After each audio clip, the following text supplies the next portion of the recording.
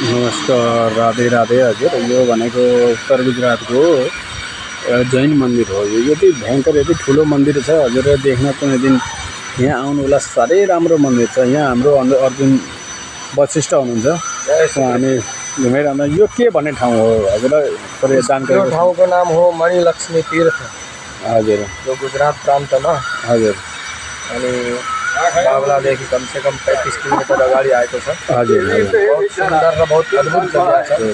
हजुरहरू पनि आउनु। विशेष गरेर यो के को मन्दिर हो?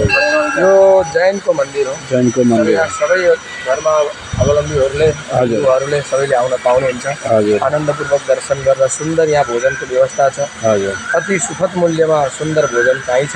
हजुर। हजुरहरू पनि आउनुहोला। सबैको धेरै धेरै स्वागत छ। ल, धन्यवाद हजुर। जय श्री कृष्ण। जय श्री कृष्ण। जय मणिलक्ष्मी। जय मणिलक्ष्मी। उहाँहरू गौतमजी महाराज हुनुहुन्छ, उहाँ पनि अहिले हामी साथमै आएका छौँ। यो हामीले यो एकदम साह्रै रमणीय ठाउँ रहेछ। देख्दाखेरि हाम्रो फुले फुले छ, वरिपरि फुले फुल छ। त्यस्तै गरेर बिचमा एउटा मन्दिर छ, यो जैन मन्दिर भनेर चिनिँदो रहेछ यो ठाउँ। यो उत्तर गुजरातमा पर्छ। यस्तै गरेर हाम्रो यहाँ वरिपरि देख्न धेरै दर्शन गर्न आउनेहरूलाई चाहिँ यस्तो कि म त्यत्तिकै दर्शन गर्न आएछु भन्ने यस्तो भाव हुँदैन। किनभने यो देख्दाखेरि हजुरलाई पनि यस्तो लाग्छ कि यही ठाउँमा चाहिँ हामी बसेर चाहिँ यहाँ ध्यान तपस्या गरौँ, यहाँ भगवान्कोमा मन लाग्छ भन्ने कुरो हामीहरूले त्यस्तो अनुभव मलाई चाहिँ त्यो भयो। हजुरलाई पनि पक्कै हुनेछ। आउनुहोस्, एकपल्ट पक्का दर्शन गर्नुहोस् भन्दै बिदा हुन चाहन्छु। जय श्री राधे, जय श्री राम, हरि ओम।